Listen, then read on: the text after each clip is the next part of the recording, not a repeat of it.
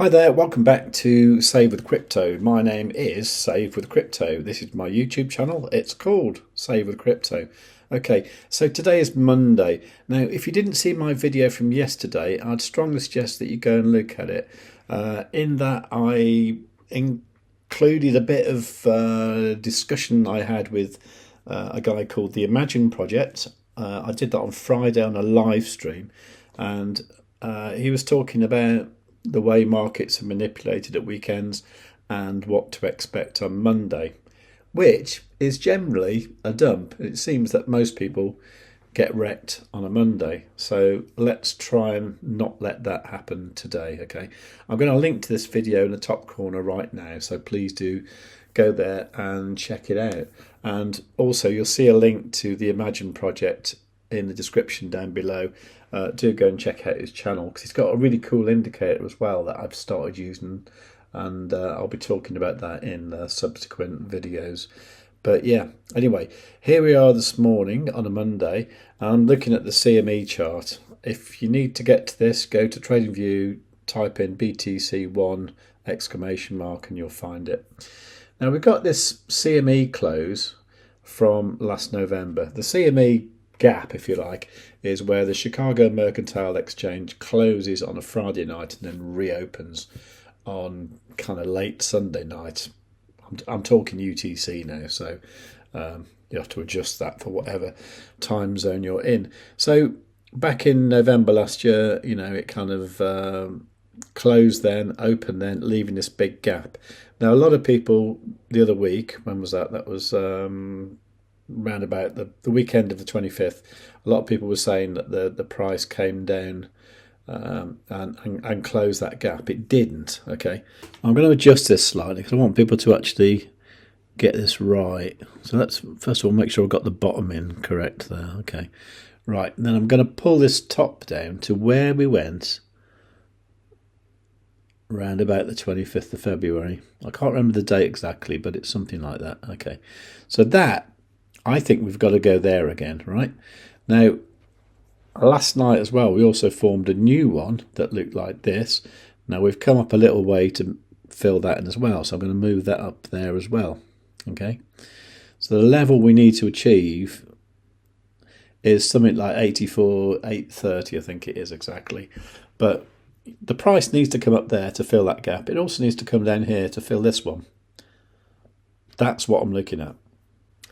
Actually, I need to adjust that top on a little bit because I just zoomed in to see what this current candle was all about, and I realised I'd drawn the box not quite up to that candle there, which is where it closed on the Friday.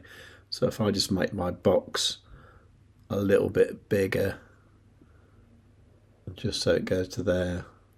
I think the actual figure was something like 86,430, but anyway, that's what we're looking at there, that kind of level. We're not actually far off that one, are we? So could this fit in with the idea of the Monday dump, you know, and we see something like a little pump up there, close the gap, and then gets to New York Open, which is in about 3 or 4 hours' time, and we come back down there again. Quite possible, I reckon.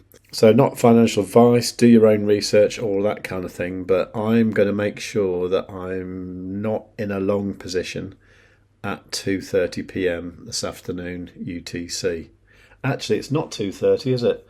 Because at the moment the US are in daylight saving times, and in the UK, which is the same as UTC, we haven't changed yet. So in fact it's going to be 1:30 p.m. UTC. So do bear that in mind. Yeah, I forgot it's different today. So in fact we've only got about 3.5 hours for it to do that. Okay, that's what I'm looking at today. Okay, so that's the CME chart. The figure was actually 86,430 on the CME group website. If you ever want to check that at the weekend, just go to cmegroup.com and then look for Bitcoin on the site with this search thing there. And then that figure there that you'll see over the weekend is the price that was the official closing price of the CME on the Friday, and that was 86,430. And I tend to use this figure because that is the figure that I'm always looking for the price to go back when you're looking at it on the chart that I'm normally trading on. I mean, it sounds a bit odd, but so for example, let's say that I'm using the ByBit chart here. I usually mark that on as a good target, so I'm going to do that with a horizontal ray. Put the price in just to remind me of the date. So that is the figure I'm looking for. Now, am I going to trade this? Well, I might set a short at that price. In fact, I think I will. I think I'll do that on ByBit. So I'm on the BTC USDT perpetual trading. I'm going to set it for 86,430. Let's use half of my available capital. I'm on 10x leverage, that's okay. I'm not going to set a stop loss just yet. Now, I'm not going to set a stop loss just yet. I will do that later when I get an idea of what the price is doing over the next few hours. So yeah, not an enormous trade. I'm just curious to see how it will play out. If you want to trade on ByBit, you can. I think it's one of the best exchanges out there. And despite that weird hack thing that happened a couple of weeks ago, they seem to still be in business and seem to be able to cope with anything. So yeah, I'm quite happy to trade there. You can't use ByBit in quite a lot of countries. Now, if you're in a country where something like ByBit isn't allowed, then I do like this exchange here called BitUnix. BitUnix you can use in any country apart from China, North Korea and Iran. So do check it out. I will have an amazing bonus for you later on today as well. So do make sure you are subscribed to the channel to find out about that. If you want to use ByBit, go to savewithcrypto.org/ByBit and you can get up to a $30,000 trading bonus for free when you join up. BitUnix isn't quite so generous, but it's easy to get the bonuses there. You can get there by using my link, savewithcrypto.org/BitUnix. Now, if you ever need to find any links to save your money, get your extra bonuses, etc., go to savewithcrypto.org, not .com.org, and look at this bit here where it says exchanges, and you'll see all the exchanges that I use listed there. Okay, and also some tools I use. And all these links will get you money off or get you bonuses. Also here, there's the information about how to get in touch with me via YouTube, X, Telegram, and of course there's a link to the blog here, where if you find an article like this one here and you want to comment on it, you can do so here.